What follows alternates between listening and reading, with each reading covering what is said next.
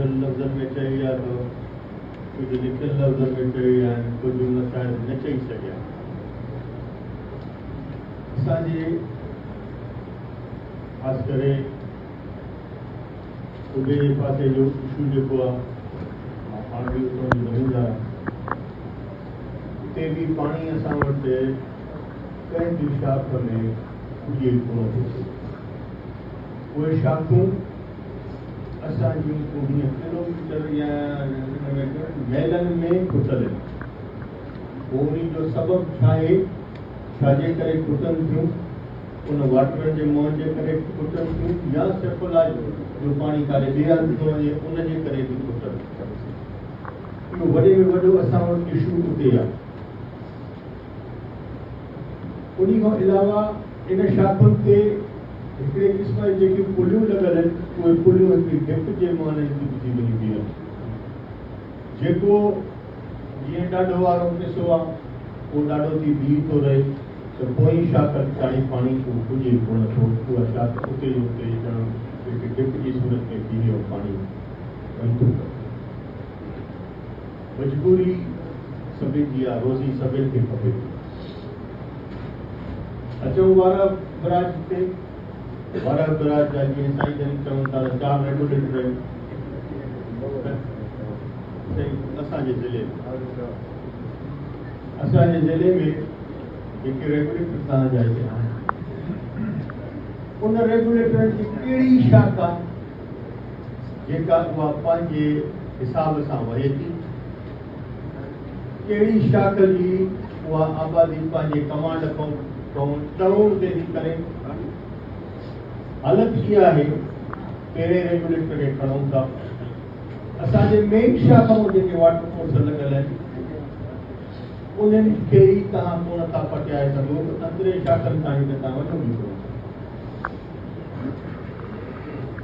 तव्हां फुल शाख जो, मोहब्बत शाख जो इशू हो, शुक्र अल्हम्दुलिल्लाह वो मोहब्बत शाख जे वारद राज में लॻी, सुठी ॻाल्हि आहे। पर उहो पाणी फुल शाख रेगुलेट, फुल शाख जो पाणी हो जेको हुन मां टपे थो।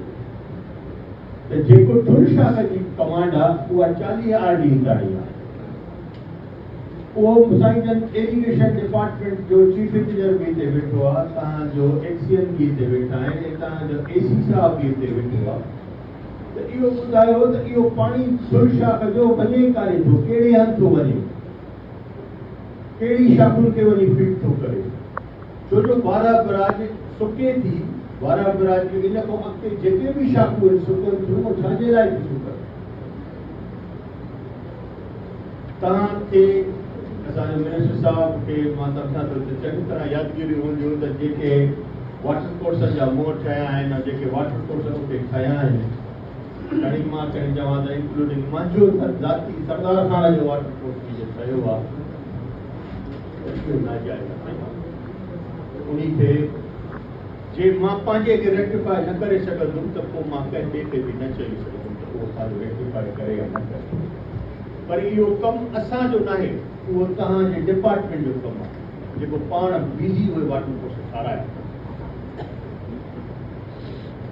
वारा बराज रेगुलेटर खां अॻिते हलो, दोस्तरी रेगुलेटर खां जेके भी शाखू दोस्ती लेटर स्पेशली खड़ी पावारो शाख जो चवा जो 12 दोस्ती को निकले थी तो 12 साल के ताणी वनी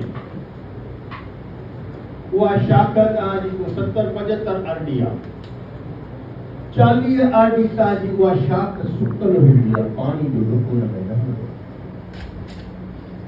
उन्हीं जो रीजन चाहे जो है 14 साल 15 साल या 17 साल आगे जाते आबादी होती अज वो शाखू मुतल छाजे ला सब ता चऊं था के तंग भी कयूं था के टाइम भी असा तंग भी कयूं था जेडी मल पानी जो मसलो होंदो आ त जदी हमें सिज उभरे को वठी सिज लथे तनी रात ताणी ता के न मसले में तंग कयूं था तो उनी जी वजह ॻोल्हण खपे न सही जे उहा वजह असां सिंधी न कंदासीं त इहा कॾहिं बि ज़िंदगी भर में असांजे इहे शाखूं अॼु 17 सालनि में ॾिसी टुटियूं उमेद नथो चवां था इंजीनियर वेठा आहिनि पोइ हिकिड़ी वाटर कोर्स जो वरी असांजे ज़िले में कोई हिकिड़ो वाटर कोर्स ॿुधाइनि त जेको उहो वाटर कोर्स भॻल या टुटल या उन वाटर कोर्स जी हालत इहा आहे। इवन मां ज़मीनदार पंहिंजी ज़मीन आबाद करण खां बाद ठीके ज़मीनूं खणी पंहिंजूं ॿियनि शख़्स जी कमांड ते पाणी मोकिलियां थो त असांखे को पुछण वारो कोन्हे त भई तव्हांजा ऑफिसर निकिरण खां को तयारु कोन हूंदो।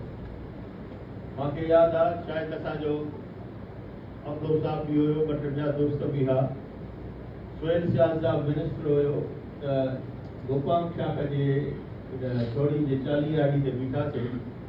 हुन खां पुछा कई दफ़ा फलाणो चई हे जेके सभु गैर क़ानूनी चइबो बंदि कर चई मूंखे ताक़त न आहे। मिनिस्टर खे सर्वे बि चए मूंखे ताक़त न आहे त पोइ केरु अवाम त जेका ताक़त हूंदी त उहा तव्हांजे साम्हूं अचो 12 शाख ते गुल रेगुलेटर खां चढ़ी रेगुलेटर खां उन की जेके शाखूं उन्हनि जूं रड़ियूं तव्हांजे साम्हूं उन्हनि मां हलनि थियूं पियूं उहे बि घुटनि अथई उहो बि उते शाख पूरी नथी करे। गुल रेगुलेटर खां असांजो वञे थो ऐं असां हुनखे विया तव्हांखे बि ख़बर हूंदो यादि हूंदी तव्हां पाण चयो तव्हां पाण त न वञो। इहा पोज़ीशन आहे असांजे ज़िले जी। अचूं था रेस केनाल जे शाखुनि ते त हिकु कंबर खां ॿार जेके बि शाखूं हलनि थियूं तेल कोन थी पूरी करे साईं का शाख पोइ इहा सिम जी महिरबानी आहे। जे इहे सिमूं न हुजनि हा त असां ॿार कुके जा कंबर जा अवाम नसीराबाद जो अवाम हिन मुल्क खां लॾे वञे हा। पोज़ीशन इहा अथव तव्हांजी एरीगेशन जी।